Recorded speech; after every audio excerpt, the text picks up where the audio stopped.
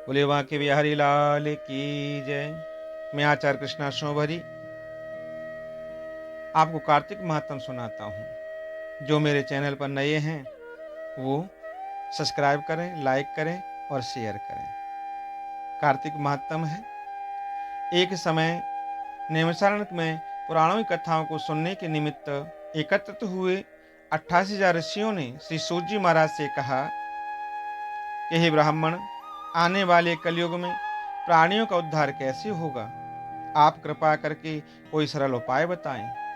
उनके इस प्रश्न का उत्तर देने के लिए वेदव्यास जी के परम प्रिय शिष्य श्री सूत जी महाराज, जो वेदों के तथा सब पुराणों की कथाओं को अपने गुरु से भली भांति जानते थे, कहने लगे कि हे ऋषियों, कलयुग में सब पापों का नाश करने वाला कार्तिक महात्म है।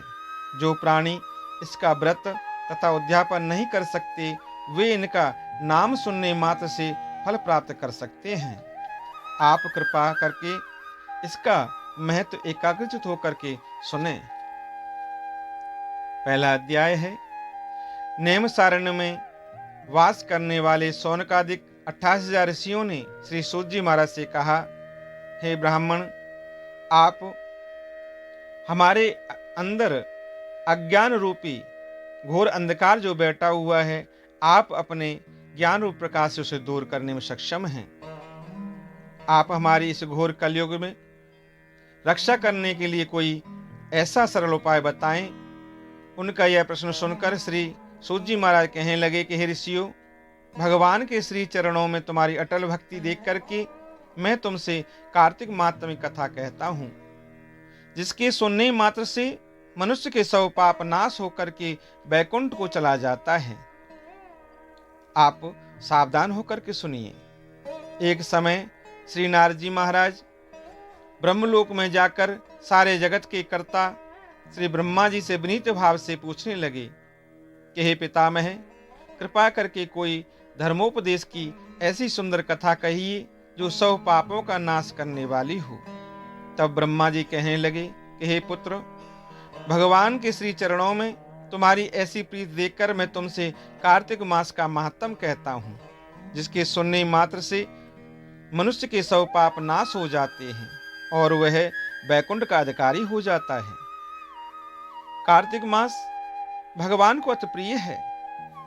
इसमें किया हुआ व्रत, दान, नियम तथा कीर्तन अनंत फल देने वाला होता है, क्योंकि इस मास में किए हुए भगवत कृत्य से बढ़कर कोई यज्ञ तथा तप नहीं है।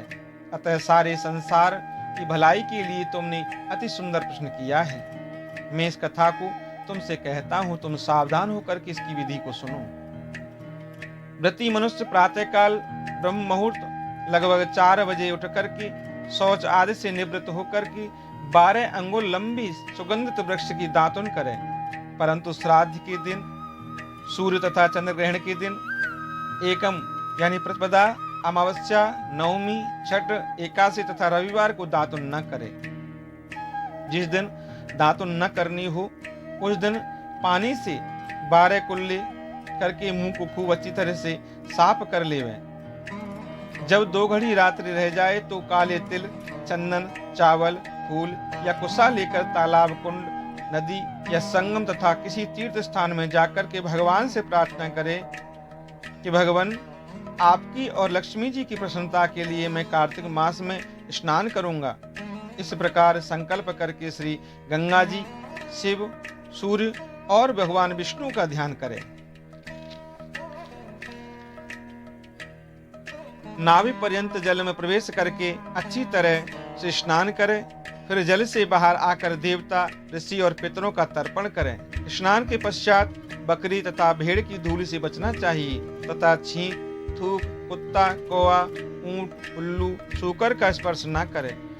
इनसे छू जाए तो फिर स्नान करना चाहिए। असत्य तथा नीच से वार्ता नहीं करनी चाहिए। इसके पश्चात षोडशोपचार विधि से भगवान का पूजन करें।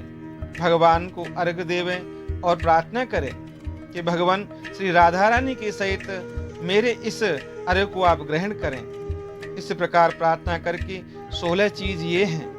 पहली है आवाहन, दूसरा पाद्य, तीसरा अर्घ, चौथा आचमन, पांचवा स्नान, छठवां वस्त्र, सातवां चंदन, आठवां अक्षत, नौवां पुष्प, 10वां धूप, 11वां दीप, 12वां नैवेद्य, 13वां तांबूल, 14वां पूंगी फल, 15वां दक्षिणा और 16वां नमस्कार है।